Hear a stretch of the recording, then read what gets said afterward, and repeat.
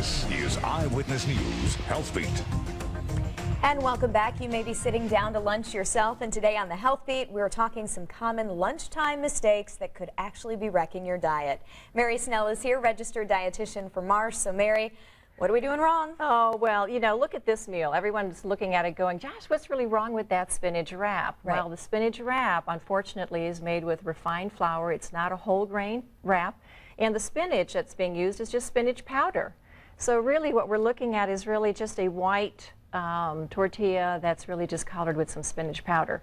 So the solution to a lunchtime meal like that would be to take a whole wheat wrap, for instance, layer your meat and cheese and whatever, and apply some spinach, wrap it up, and you really have a much better alternative then in terms of a whole grain, and you've got your spinach.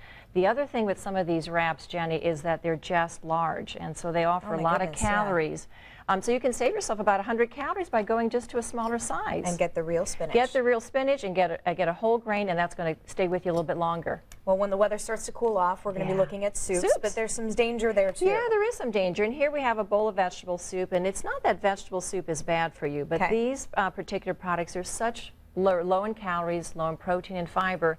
And unfortunately, we eat these, and then an hour or two later, we are ravaging our desk drawers, aren't we, going to the vending machine, thinking, I need something. And the problem is we're picking soups that are probably too low in protein and fiber. Okay. So the alternative here is, again, for a hearty meal, let's look for those soups that are lentil-based, bean-based. We even have a new product out on the market with some quinoa, which is actually high in protein and fiber.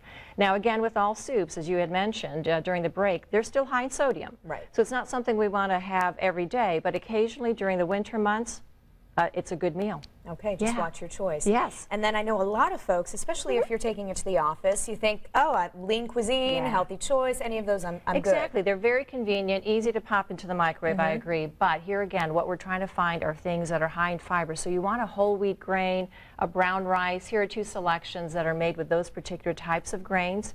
And I also found, too, that we're high in protein as well.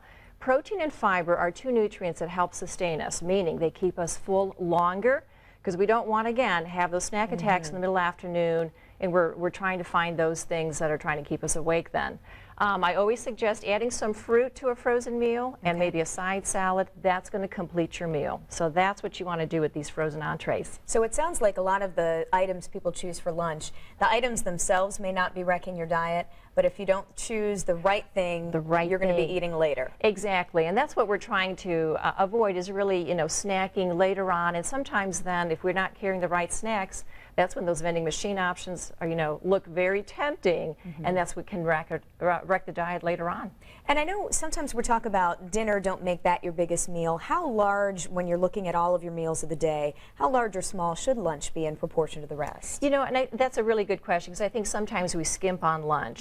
And that really should be, you know, a fairly substantial amount of food during the day, because that needs to sustain us from that noontime to sometimes dinner can be 7, 8 o'clock at night. So we want to make sure it's a hearty meal and keeps us full longer. And I suppose a good option, if you do get hungry, bring snacks with you, fruit, vegetables. Fruits, vegetables, maybe some low-fat cheese, those type of things. Okay, Mary, always good advice. Thanks for saving our lunch today. All righty, thanks, Jenny. Mary Snell with Marsh. Well, today